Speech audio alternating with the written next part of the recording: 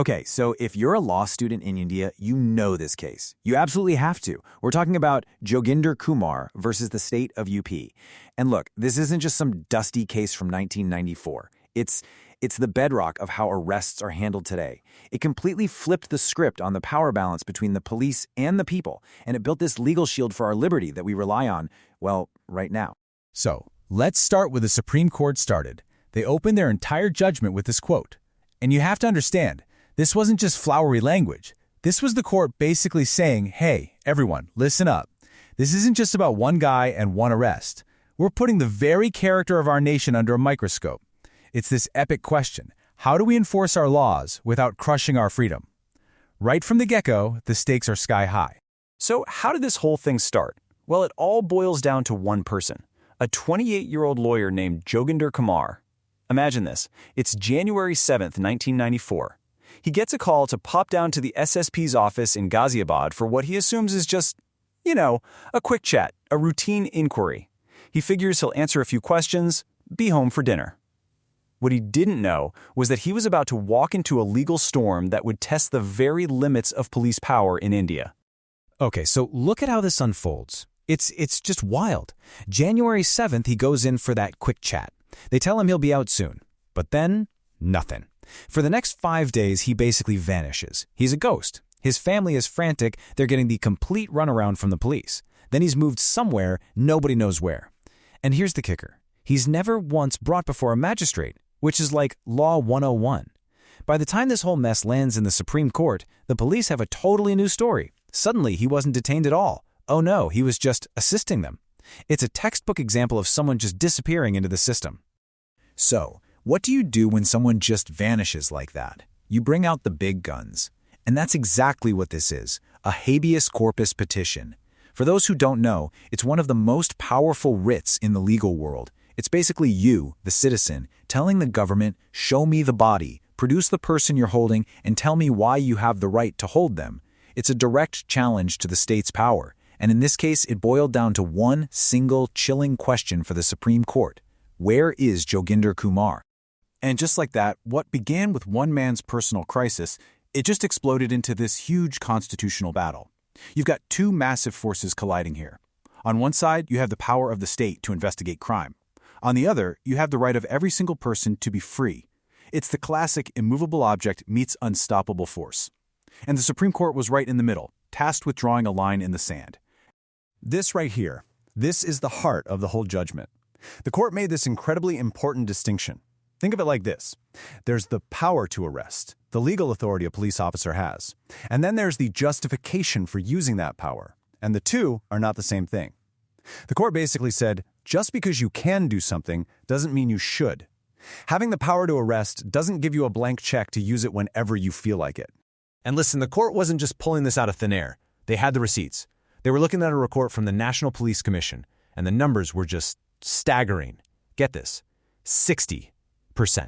60% of all arrests made in India were found to be either unnecessary or totally unjustified. That's more than half. This was the proof the court needed. It showed them that what happened to Joginder Kumar wasn't a one-off mistake. It was a symptom of a much, much bigger problem, a systemic abuse of power. So why is this such a big deal? Because we're not just talking about police rules here. We're talking about your fundamental rights, baked right into the Constitution. Article 21, that's your right to life and personal liberty. It's the big one. And Article 22, that's your right to know why you're being arrested and your right to call a lawyer. The court saw this habit of just arresting people for no good reason as a direct attack on these sacred rights. So the Supreme Court is looking at the situation. They've got a man who vanished. They've got stats showing this happens all the time. They knew that just ordering the release of Joginder Kumar wasn't going to cut it. That would just be a Band-Aid. No, they needed to perform surgery. They needed to create a permanent legal shield to protect every single citizen from this kind of thing happening again. And this one sentence from the judgment was an absolute game changer. No arrest can be made in a routine manner on a mere allegation. Think about what that means. It means the police can't just arrest you because someone pointed a finger. A simple accusation is no longer enough. This forced a massive cultural shift for the police. They had to move from a knee-jerk reaction of arrest first, ask questions later, to a mindset of investigate and think before you take away someone's freedom. And here they are, just spelling it out in black and white, making that principle we talked about official. The existence of the power to arrest is one thing, The justification for the exercise of it is quite another. By putting this in the judgment, it's not just a nice idea anymore. It's not a philosophical debate. It's the law, a binding legal standard that every police officer has to follow. Okay, so how do you make this work in the real world? The court came up with a test. They called it reasonable satisfaction. It means a police officer can't just arrest you on a whim or a gut feeling. Nope. Before they can do that, they have to actually do a little homework. They have to ask themselves some serious questions. Is this complaint legit? Is there any actual evidence this person was involved? And this is the big one. Do I really need to arrest them to move my investigation forward? But you know, principles are great, but they don't always change behavior. The court understood this. To make sure this stuff actually happens on the street, in the police station, they knew they had to lay down some hard and fast, non-negotiable rules. A framework to hold everyone accountable. And these rules became what we now call the Joginder Kumar Guidelines. And they are brilliant in their simplicity. They're all designed to make it impossible for someone to just disappear. So if you're arrested, here's what has to happen. 1, you have the right to tell someone, a friend, a family member, anyone. 2, the police have to tell you that you have this right. They can't keep it a secret. 3, they have to write down in their official diary who you told, creating a paper trail. And 4, when you're brought before a magistrate, the magistrate has to double-check that all of this was done. You see how that works? It creates a chain of accountability that makes secret detentions incredibly difficult. And this is so important. The court didn't say, hey, this would be a nice thing to do. No way. They declared that these guidelines flow directly from Articles 21 and 22 of the Constitution itself. That move elevated these rules from just good police practice to fundamental constitutional law. It became a mandatory playbook for every single police officer in India, non-negotiable. So, let's zoom out for a second. We're talking about a case from 1994. Why are we still talking about it? Why does it matter so much to you and me right now? What is its real legacy? Well, the impact is frankly massive. It puts the brakes on police officers just using their power however they want.